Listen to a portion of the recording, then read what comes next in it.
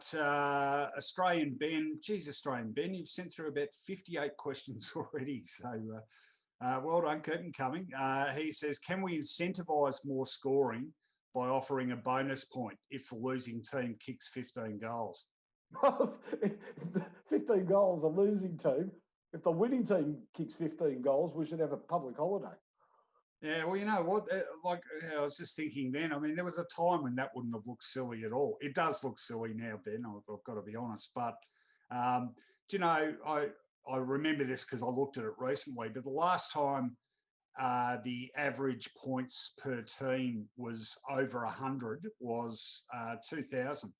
And it's never even got close to that since.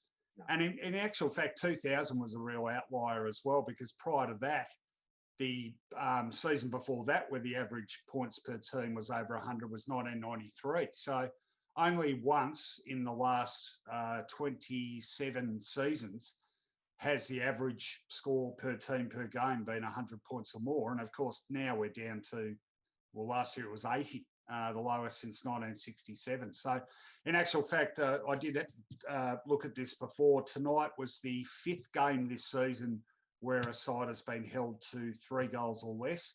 And there's been quite a few, I think about 7 or 8 games this year where a side has been held to 4 goals as well. So, gee, we're seeing some low scores. And obviously, with the shortened games, you know, the calculations are very different.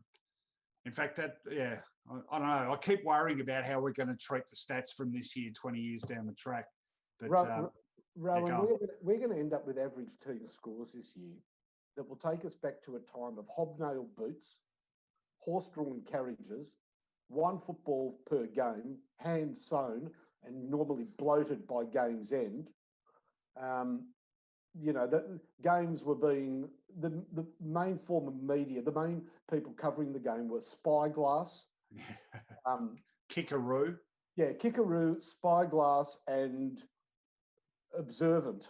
And you know what? I read a report from around these times. Do you know what the 3 major problems in football were? The culture war, old women hitting players with umbrellas.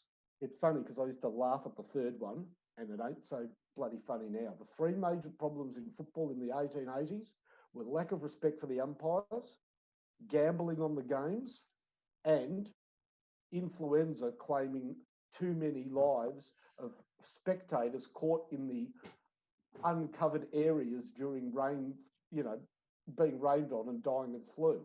Well, have a guess what? Number 3 is back. Well, the more things change, the more they stay the same. And in fact, Kickaroo actually was a writer on Australian football, and he worked for I think it was the Australasian Sketch. I remember reading that in some history of the game I read.